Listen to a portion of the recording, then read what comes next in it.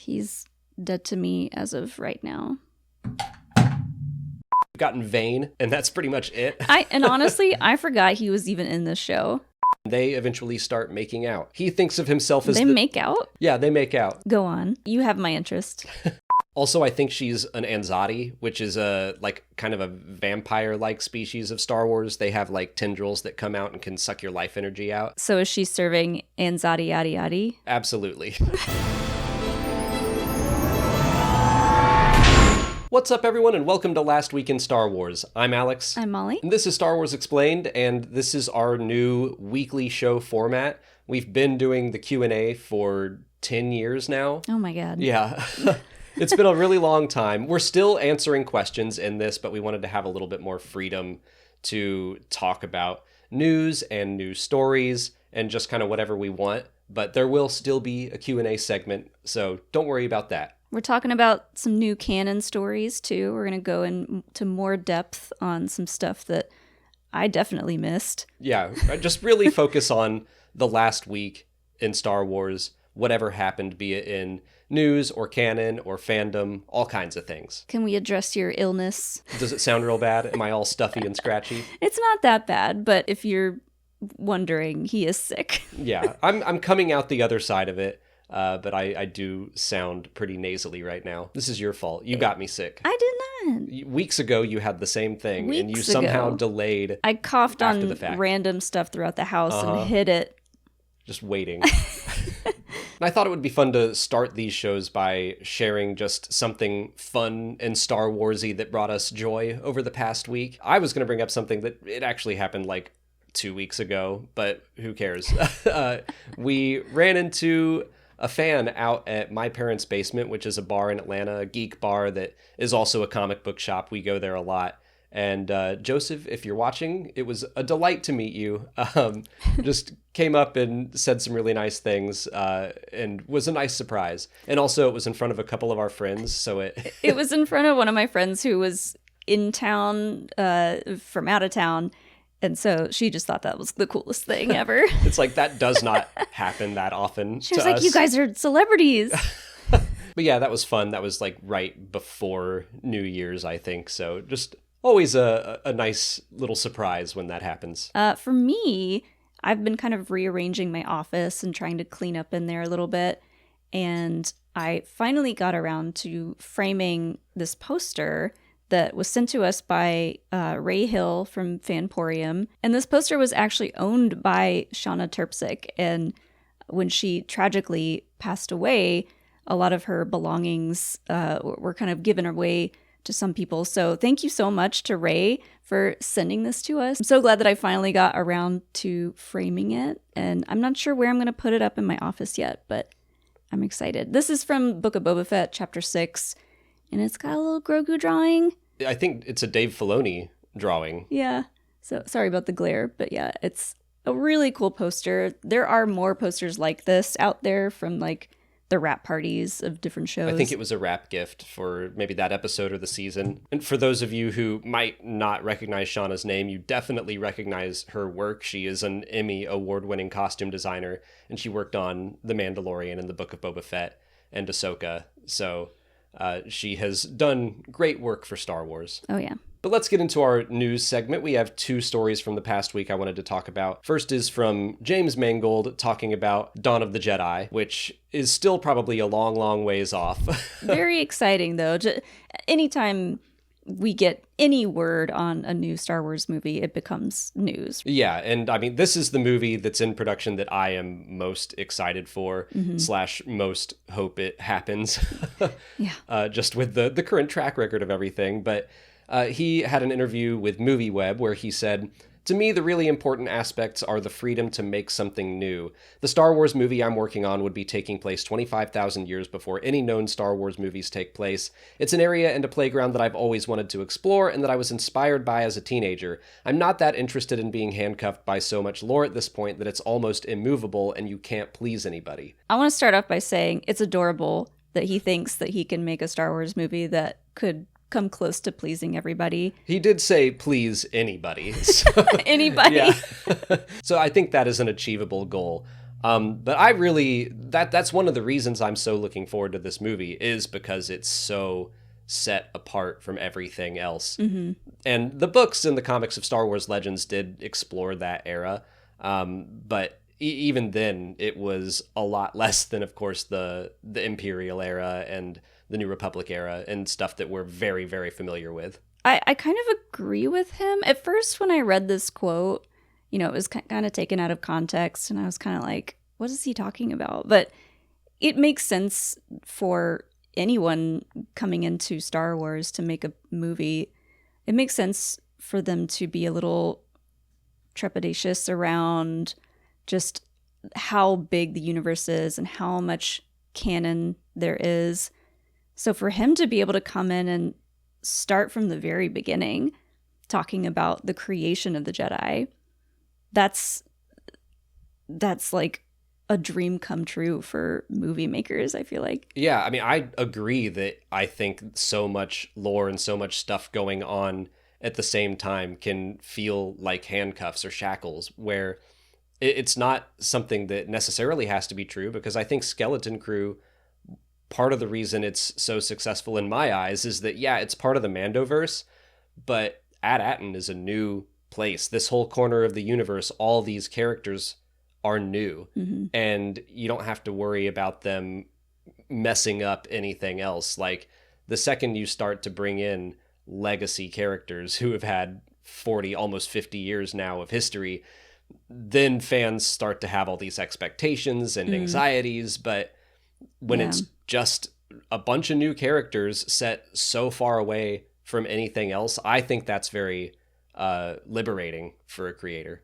Yeah, and at first we talked about the Acolyte as if it were something similar, that you don't have to know anything going into it, but there were still a lot of people who had expectations of the High Republic, people who just had general expectations of the Jedi, or expectations of when Ki-Adi-Mundi was born. Yes, expectations of lots of stuff involving the Jedi and the Sith. So that kind of worked against a show like that at times. But for Skeleton Crew, there are aspects of the Jedi. There's the stories that Wim reads. There's Jod and what his deal is. So there's some aspects of that. But yeah, like you said, At-Aten is a world that has been hidden away from the rest of the galaxy. So you literally, they don't know what's going on. So you as the viewer don't necessarily have to know either. Yeah, with Dawn of the Jedi, it's just the Jedi. That is our link back to the familiar. But we know basically nothing about how they started in canon. We know Hu Yang was around at some point, but even he doesn't have to be in this movie. He can be activated a little bit later. Yeah. I'm not expecting to see Hu Yang in James Mangold's movie, but it's a chance for him to just create a whole new corner of Star Wars. And I feel like that is something that is rare nowadays. I mean, the High Republic to me was a very successful creation of a new corner of Star Wars that that era wasn't explored much at all in Legends even. So this is a similar deal where we can be introduced to something brand new, and it might feel wildly different, but to me that's okay, because it's not going to really interfere with all this other stuff that we already know and love. Our second bit of news is definitely more in the rumor side of things, but I saw spreading around that the Skeleton Crew characters might go on to appear in Dave Filoni's New Republic movie. And, take all of that with a grain of salt. It's coming from Daniel Richtman, who I think said it on his Patreon or something, and I don't know his credentials or anything. I'm hesitant to believe stuff from leakers like that. We love paywall news. But this does seem like the kind of rumor that I'm like, yeah, I mean, anyone could guess that. I mean, the New Republic movie is supposed to be the culmination of all of these stories. So I've been kind of thinking that, if you hire Jude Law to be in your show, then down the line, you're like, and also you'll be in a movie. Yeah. I could see that. I could see the kids being in it. I mean, by the time this movie gets made, they might be 18 and just hey, the Onyx Cinder is ours, and we're out and about and we're joining the fight. It could be any number of things. I mean, it could be one of those things where, like, they weren't necessarily planning on a second season yet, but they're seeing how much people love the show and how much, you know, the fans love the kids and they're such great actors that maybe there's just been chit chat about maybe we can squeeze them in somewhere. Because, and a lot of this I think will have to do with what happens in the finale. If we see the New Republic come in at some point in the finale, this would make way more sense, but we just don't know yet. Yeah, I mean, we're all just guessing, but I think it's such an easy guess to make that someone from this Mandoverse series would wind up in the story that is the culmination of the Mandoverse. Yeah, and it would be cool if, like, we could incorporate Jason Syndulla into, like, meeting and hanging out with the kids. Right. I think that would be really fun. Back, like, months ago, we were guessing who could cameo in this, and honestly, I'm glad there haven't been a whole lot of cameos. We've gotten Vane, and that's pretty much it. And honestly, I forgot he was even in this show. I've been pretty surprised with how reserved they are in using him. Like, yeah, in the build-up, knowing he was in it, I was like, oh yeah, I figured he'd be like the Brutus character, like a major antagonist. It's like, nah, he's just kind of hanging around. What if he kind of was supposed to be the Brutus character, but then they came up with the design of Brutus and they're like, we gotta go with him. We're going with Wolfman. And I think that was the correct decision. I love Brutus. But then he dies. So yeah, maybe they were like, maybe we don't want to kill Vane just yet and have him be able to show hop a little bit. So they had to create Brutus. I did joke that I could see Vane cutting and running again in the finale. Like, if the New Republic shows up and they have to fight X-Wings, he's like, nope, I'm out of here. Like, I'll see you in the next series. Or, yeah, and then Vane could be in Filoni's movie, and he'll be like, you know who could help? And he could lead us into Jod or the kids or Ad-Atten or something. And yeah, honestly, we just need to wait until the finale and see whether or not Jod lives or dies, because we don't know right now, but we'll talk about that more at the Q&A section. He's dead to me as of right now. But is that something you would want to see any of these characters pop up in the big movie? Sure.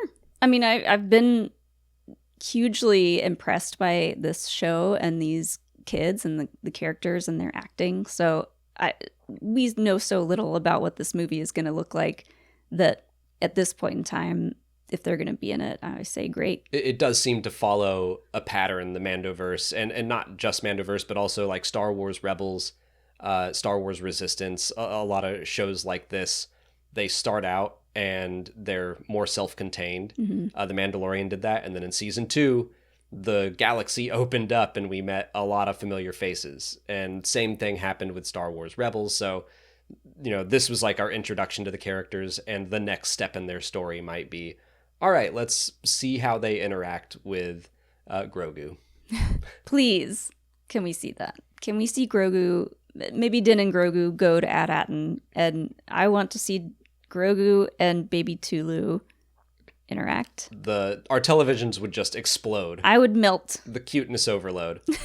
I do kind of think that I'm glad that this show has not been leaning too heavy into cameos. This is not something I want, but I'm like, if the kids call Kim and get some help from the New Republic, and we know that Din and Grogu are on like the New Republic's call list now, helping them out, there is a chance that they make a house call. They could show up in the N1 and help fight the pirates, and then Vane would be like, not again. Yeah, I really don't want to see Din and Grogu show up in the finale, but maybe in future stories. Right. Yeah, like at this point, I kind of want this story to just, it's all about them. I don't want, some big cameo to kick the door in at the last second. I mean, and make it all about me. Right. And that's kind of what happened with Luke in Mandalorian. And with the Mandalorian in the Book of Boba Fett. Right. So yeah, maybe not. Yeah. Moving on, we're going to talk about Last Week in Canon. This is kind of replacing the monthly canon updates that we've been doing also for the last 10 years. Part of me is like, I want to mix it up a little bit and also take time to go more in depth into the comics and the books, especially things that don't get as much attention. So obviously the 7th episode of Skeleton Crew came out this past week. We both were big fans. We really liked it. Yeah, we talked a lot about it in our live stream. We've got a review out for the episode, so we've kind of already talked at length about that one. Yeah, so I'll link to that stuff if you want to hear it. If you haven't watched it already, you can, but we're not going to spend a lot more time focusing on Skeleton Crew. The only other new canon story that was released this past week was the Battle of Jakku Last Stand Comic Issue 2. Since this is the first time we're doing this, I figure I shouldn't just dive into this whole series without any context. This is basically the 10th issue of the Battle of Jakku series. I am going to be getting into spoilers here for all of those past issues, but they've been out for months. And then I am going to talk about this latest issue. So here's a spoiler warning in case you don't want to know that yet. I have not been keeping up with this series, but part of what we did change about the Canon update is putting out monthly kind of like newsletters on our Patreon. And I was reading the one for this month and how these comics have like been chopped up into different mini-series, and I got so confused because I was like, this is issue 2, and you were like, it's at the end, and I was like, what?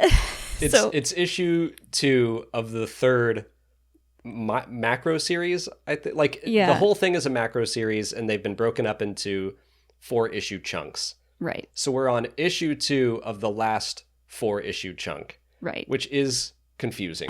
And I was like, I'll just let you fill me in and ask my questions as they pop into my head. So to quickly recap the first 9 issues of this series, after the Battle of Endor, Moff Adelhard sets up a blockade around his sector, which is where Cloud City is. He allies himself with the Acolytes of the Beyond and one of their members named Reyna Oscure, and they eventually start making out.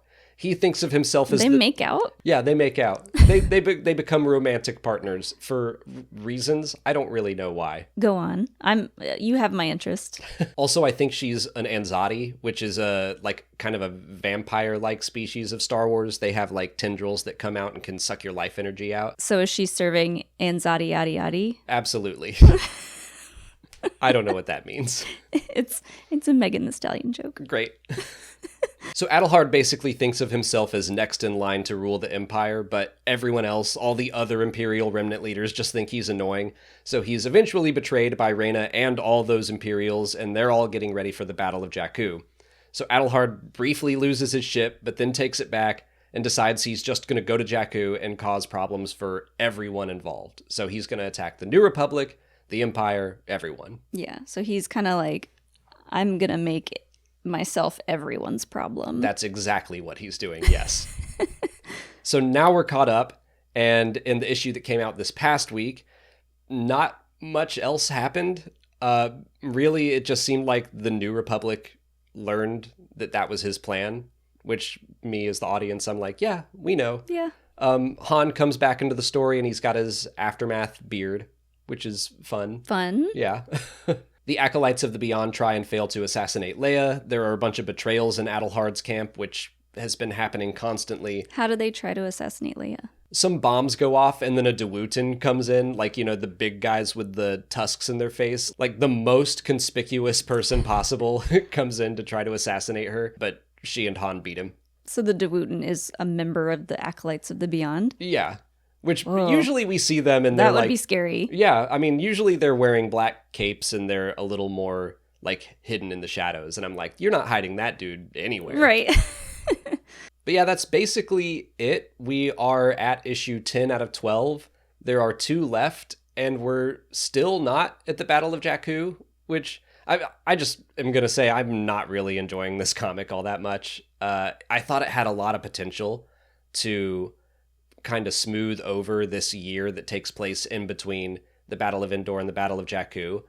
I thought starting with Adelhard, I was like, oh, cool, because I didn't play Uprising, the mobile game. Mm-hmm. I knew who Adelhard was, but I was excited to get to meet him, and then figured he'd be dealt with in 4 issues, and then we'd build up to Gallius Rax, who is in this series, but not very much. And it's still just it stayed focused on Adelhard.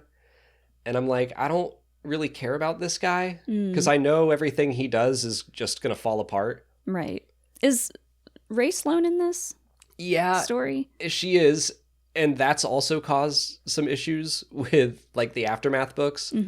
because they talk about in the comics this attack that happens on Chandrilla. Ray Sloane kind of gets blamed for that attack, even though she had nothing to do with it. It was Gallius Rax. So she kind of has to go on the run. She is furious with Gallius Rax. But then in this latest issue, like, she and Rax are talking and they're all friendly. And I'm like, that doesn't quite track. Interesting. So yeah, it's just one of those things that the story isn't grabbing me. It feels like it's making this year time period more confusing and not less. Yeah, I feel that. And the fact that we only have 2 issues left and we're still not at Jakku, I'm like, it's called the Battle of Jakku. Yeah. This comic seemed like a good chance to smooth some things over. And so far, it hasn't really done that. It's been very ambitious, I will say that. It's trying to do too much, I think, for a 12-issue thing. Like, there have been so many characters and so many plot lines, and I feel like we haven't really gotten to spend time on any of them. So we keep meeting, like, new allies of Adelhard, and then they keep betraying each other, and I'm like, I don't even know who you are. Who are you even? Yeah, or there was a New Republic spy that got shot, and it's treated like a big deal, and I was like, who is that? I don't... It's been kind of hard to follow. If this were an ongoing series, I think that it could have succeeded a lot better. It seems like they had a lot that they wanted to do and not enough issues to do it. Are you ready to optimize your nutrition this year? Factor has chef-made gourmet meals that make eating well easy. They're dietitian approved and ready to heat and eat in 2 minutes, so you can fuel right and feel great no matter what life throws at you. With 40 options across 8 dietary preferences on the menu each week, it's easy to pick meals tailored to your goals. Choose from preferences like Calorie Smart, Protein Plus, or Keto. Factor arrives fresh and fully prepared, perfect for any active, busy lifestyle, and can help you feel your best all day long with wholesome smoothies, breakfast, snacks, and more. Reach your goals this year with ingredients you can trust and convenience that can't be beat. I've tried weeks worth of Factor meals, and they're perfect for fitting lunch into my busy schedule. I cook breakfast in the morning, and Molly and I cook dinner together in the evening, but finding time for a good lunch has always been a struggle for me. Factor is simple and quick to prepare in the microwave or oven, and the meals taste good. I usually choose their Protein Plus meals that come with chicken breasts or pork tenderloins or beef. They taste good, they're quick to make, and they definitely feel like a step above a standard microwavable meal. Eat smart with Factor. Get started at factormeals.com/StarWars50off and use code StarWars50off to get 50% off your first box plus free shipping. That's code StarWars50off at factormeals.com/StarWars50off to get 50% off plus free shipping on your first box. Next up, we wanted to do a segment we're calling Last Week in Fandom, which is just a place that we can talk about fun stuff that happens online, like if Cerveza Crystal has another... If there's a new meme that starts resonating with people and goes viral or something. I just remember when Cerveza Crystal happened, that's like all I wanted to talk about. Fortunately, when we were doing the Q&A, a lot of people asked about it, so I was like, yay! But I wanted to have a place to highlight stuff like that, or highlight the work of our friends, and we did consider putting this in the news segment, but Clayton Sandell, who is a journalist, is also our friend, and he did an interview with Jake Lloyd and talked about his journey with schizophrenia and mental illness, but it was a really nice read. It was kind of a follow-up from an interview that Clayton did with Jake's mother last year. And it was just good to see that Jake's doing well. Yeah, it was really cool to see that this was all Jake's idea, that he wanted to come in and kind of speak for himself and give an update, which just goes to show how much work he's done on himself over time. You know, schizophrenia is no joke. It's hard to deal with. It's hard for family and friends to deal with. So I thought Clayton handled the article really well. Clayton and Jake and his mom all did a good job of kind of explaining what he's been going through in a way that I was like, oh, wow, that, like, I hadn't even considered the idea that Jake kind of pushed back against his diagnosis, where I'm like, yeah, you know, I probably would too if I thought about it. Yeah, there was a word for it, but on top of the schizophrenia, there was another diagnosis of something else in the brain that kind of causes people to not believe that your diagnosis is real. Which, I think that would be difficult to accept, but Jake talked about once he got over that hurdle and accepted, okay, there is something I need to deal with, and all these people want to help me. And he's like, I've felt so much support, and he is on a strong path to recovery, it sounds like. Mm-hmm. So it was good to hear that he's doing well, and he wanted to like send love out to the Star Wars fandom and say thank you for their support too. Yeah, and he's obviously still a Star Wars fan. I don't think that ever went away, really. He's talked about playing The Force Unleashed and said that he's really excited to play the second game. So I love that he still has a bit of Star Wars in his life. He wanted to show off his Ahsoka Black Series action figure. And so it's nice to see that he still has that as a part of his life. And I don't think anyone was expecting him to like announce that he was going to come to any conventions or anything like that. No. But it's just, it's nice to see that he's doing better, doing well, thriving, wanting to talk about it. Maybe one day when he's feeling up for it, he can come to a celebration, because I would love for him to have that kind of moment that Ahmed Best did. Sure. Yeah. And that is a big kind of outing. Yeah. If he wants that, then that would be, I mean, that's overwhelming for anyone. Absolutely. But I imagine the amount of outpouring of love that he would get if he decided to one day start going to more conventions would be massive. We've reached our last segment of the week, which is Last Week in Questions. So we're back to the Q&A portion of the show. We'll have chapters set up for these on YouTube. So if all you really care about is the Q&A, that's cool. You can skip right all the way to it. So these questions have been taken from some of our patrons on Patreon. We will still take a look through the comments and pull questions from there as well.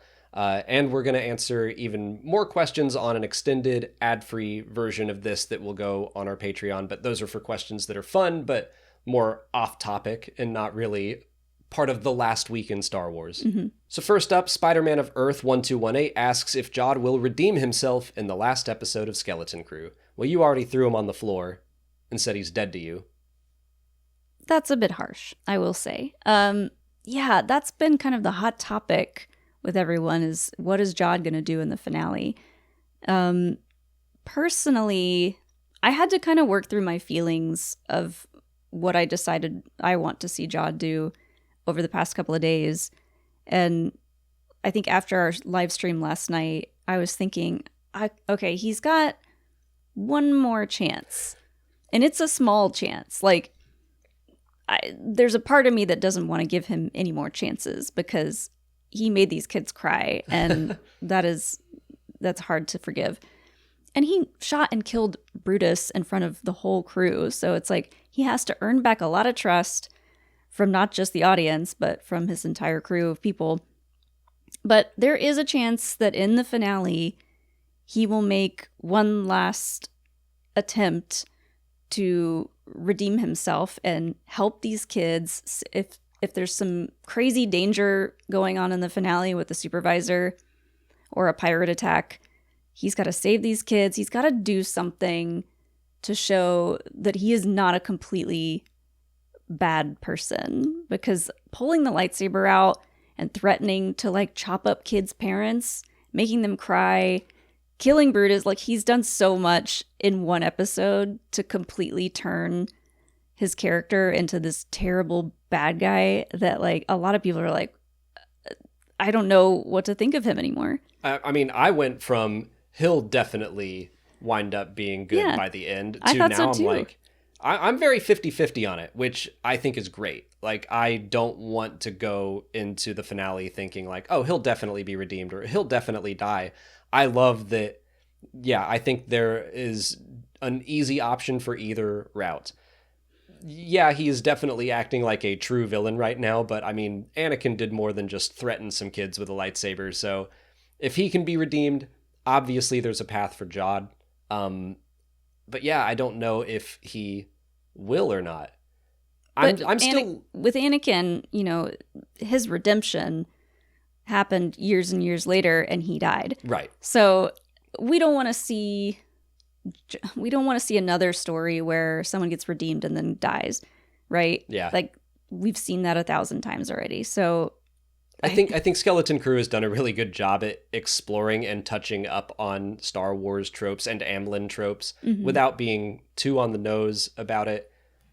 So yeah, I'm hopeful that Jod does not die. Yeah. Especially if he does like the one heroic thing and then he's dead again. Yeah, and it's important, I think, for storytelling, especially when kids are watching, to show that there will always still be a chance to do the right thing.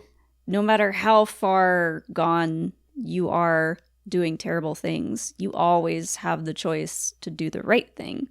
We talked about how SM-33, you know, lost control and almost ripped the kids limb from limb, and they all still love him and care about him, and they're worried about him. So I think that could be foreshadowing for Jod to apologize. I still think he would need to atone. Yeah. Quite a bit. He has a lot of trust to win back. Right. I mean, everyone, the whole series has been like, don't trust that man. Yeah. And like you said, it's great that we've come to the penultimate episode and a lot of people are feeling 50-50 on should he live and be redeemed or should he not be redeemed and die. And that's just a testament to Jude Law's acting, the writing, the directing. I think all of it has been really spot on to make Jod's character work. Agreed. Kyle Barrett asks if we're going to learn any more about Jod's past, or will it remain a mystery?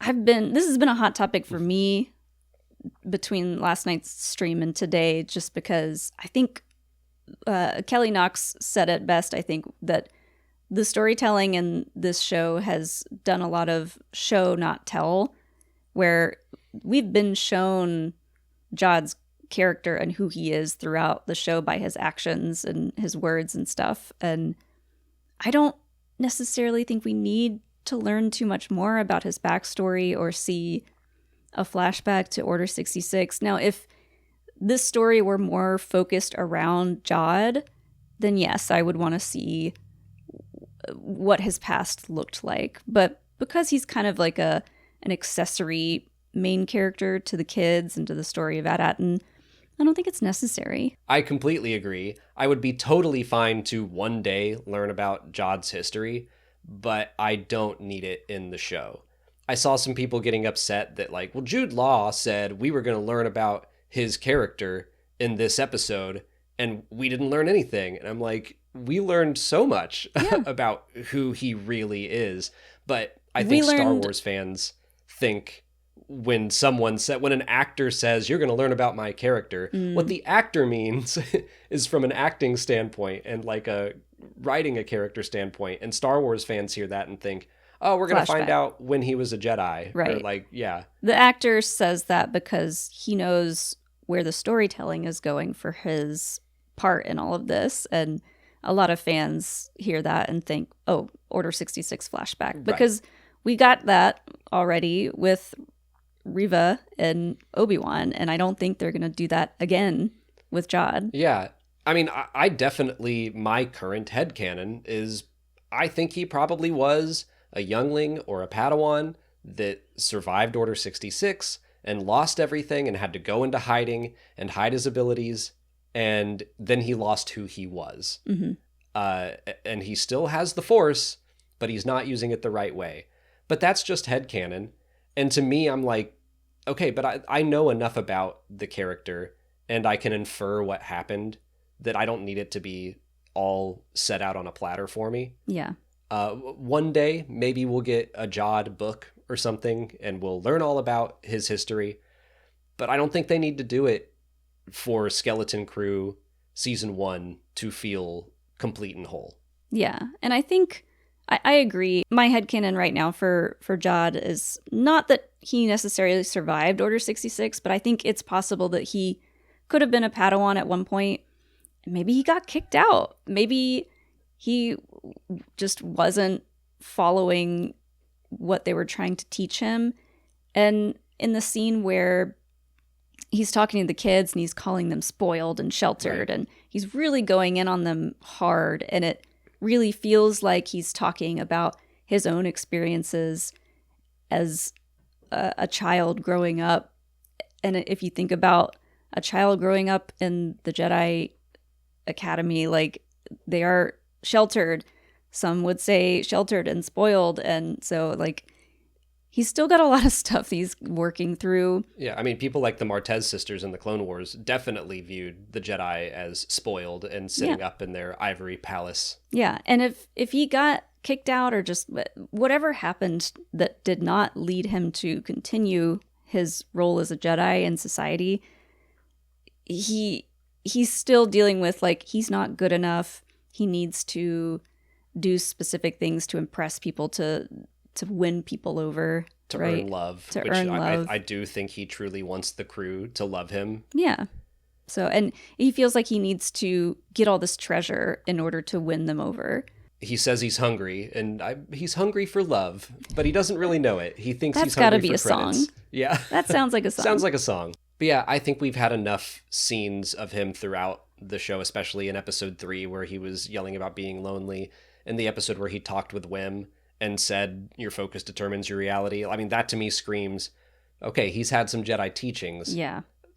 I think I know enough. I don't need it spelled out. So I do think it's probably going to remain a mystery for now. His talk about attachments too. Like, Right. he seems very set on the idea of, like, you're not allowed to have attachments, but that feels like something you are taught early on. But as you continue to learn to being a Jedi, you know, you kind of learn that that's not necessarily a hard and fast rule. It's a flawed version of it, I think, is that, and I still think attachment is the wrong word for it, but possessiveness is what you should avoid. Yeah. Like, your love for other people is a good thing, but if you love them so hard you want to control them and everything about them, that's too much. He took it so far that he can't be attached to any names. Right. He's not even attached to his own identity. So, yeah, basically, I mean, watch. We're going to say all this, and we're going to get a Opening flashback or scene is something. Order 66. But I like, again, we could kind of go either way at this point, but I would rather keep a little bit of the mystery, not learn his real name, not learn exactly what happened to him, because it's not necessary to wrap up the story of Skeleton Crew season 1. Agreed. And yeah, I'm not going to be mad if we see an Order 66 scene. Sure. I just don't think it's going to happen and needs to happen. Let's save the budget for all the fancy effects with Jedi and lightsabers and tack on maybe a couple extra minutes into the finale. Sure. Gin Gweringer 30 asks if there's more to learn about King No-Head and Tak Rinid. Oh, I know why you picked this question. I mean, I do think there's more to know.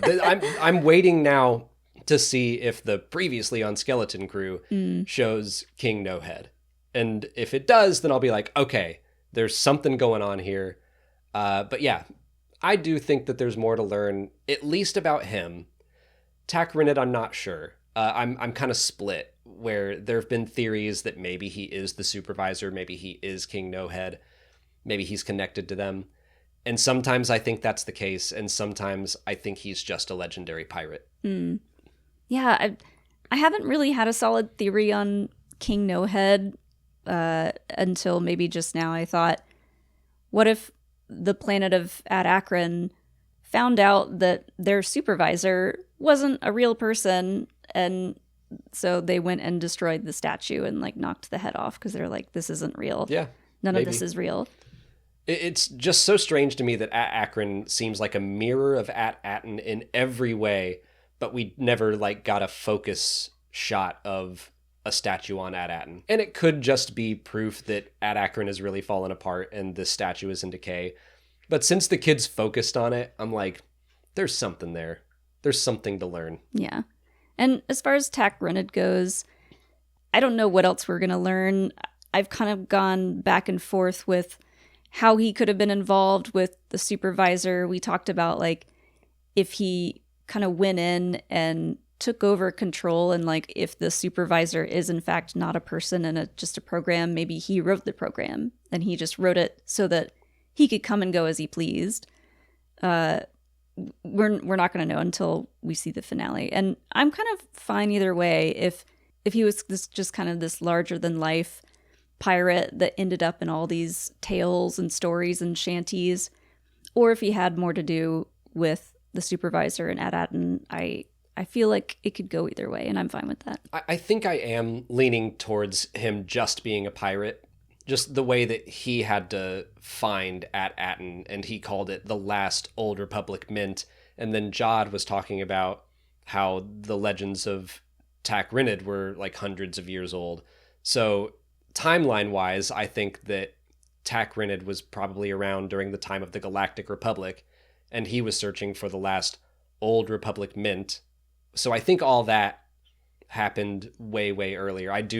I'm leaning towards like At-Aten being Old Republic, capital O, capital R. So yeah, I kind of think that Tak is just a really great pirate. But I do wonder how he got a mint ship. He apparently overrode the autopilot to crash it into the planet. Like that's the story SN33 said. So there are questions I have that I'm like, maybe I'm wrong. Maybe he is the supervisor or something. I don't know. Maybe he romanced the emissary, and that was his concubine. Maybe. Like, in order for him to get that ship, I think he would have had to have gotten to it outside of At-Aten and outside the barrier when the ships are kind of going back and forth. So if he found the emissary, took the ship with or without the emissary in it, and then got back that way, that's an option. But then I assume he would have to be going back and forth, adding armor to his ship. I'm wondering if maybe he got the Onyx Cinder on At-Akron. He had been hunting for the location of At-Aten. Yeah. Maybe finds this mint ship on this identical almost planet, takes it, armors it up, destroys all the evidence, goes to At-Aten. Yeah, that's probably more likely. Because, yeah, I don't know how long or how quickly it took him to amass all the armor on that ship, but I don't know if they're going to go into any of that. And they don't have to. I do think there's more to learn about the supervisor and King No Head, maybe more about Tak Rinid. Yeah, but the appeal of Tak Rinid as this famous pirate captain is kind of that we don't really know the real story of what happened. We were talking earlier that I think it would be great to have like a Tak Rinid comic or something. And then you said, oh, what if it's someone telling legends of him? So you can play with unreliable narrator and they can be these huge, larger than life stories. I'm like, that would be really fun. Yeah, if we got like a pirate focused myths and fables collection of stories in a book or something. The shanties of Tak Rinid. Yeah, that would be really fun because you're not tied down, like we talked earlier. You're not handcuffed to any strict storytelling or canon. These are all just stories being told within the universe. Yeah. But that brings us to the end of talking about last week in Star Wars, so I wanted to do a real quick preview for next week. And of course, we're getting the final episode of Skeleton Crew. We'll be doing our review, our after show. We'll be discussing that plenty. And then the Battle of Jakku Last Stand issue 3 comes out next Wednesday. So we're at the second to last issue of that. It's almost over. We'll be discussing it next Saturday. I'm excited for the finale of Skeleton Crew. I'm also sad to see it go. We've talked about this at length already, but 8 episodes just didn't feel like enough. I will say that until someone hears me and starts making more episodes, but I really wish there had been more. Yeah, I'm looking forward to Andor, and it's 12 episodes. Yeah. That felt like a good middle ground. Yeah. Even like Game of Thrones having 10 episodes, especially when they're all like an hour long, feels great. Oh, yeah. And then, what was it? The Penguin had 9, I think. Something like that. I think it was 8. 8. It was 8, but 9. they were all fairly long. They were all really long. So we've really been getting spoiled in other ways and just begging for scraps for Star Wars. Just more than... And that's part of the reason animated shows are kind of nice, because it's like 15, 16 episode seasons. You get to really savor a season longer. But yeah, I'm gonna miss Skeleton Crew. But that's it for last week in Star Wars. If you haven't already, please like this video, subscribe to the channel. Follow us on all of our social media. We are on all the platforms, but we're especially enjoying Blue Sky at the moment, so follow us there. And consider checking out our Patreon page. As always, thanks for watching, and may the Force be with you.